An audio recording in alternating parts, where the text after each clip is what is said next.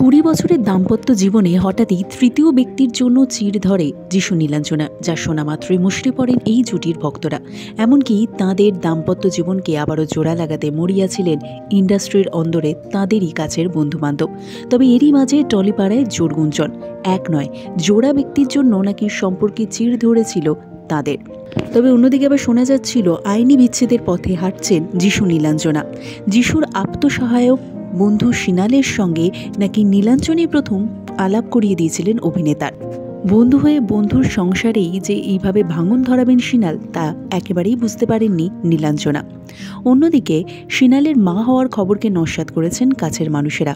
মা অঞ্জনা ভৌমিককে হারানোর কষ্ট, দাম্পত্যে ভাঙন এবং নিজের অসুস্থতা কাটিয়ে সুস্থ হয়ে কঠিন সময় পেরিয়ে বর্তমানে নিজের প্রোডাকশন হাউসের নতুন ধারাবাহিক জি বাংলার আনন্দের কাজেই মনোযোগী নীলাঞ্জনা। অন্যদিকে এবছরই মুক্তি পেতে চলেছে দেব যিশু অভিনীত খাদান।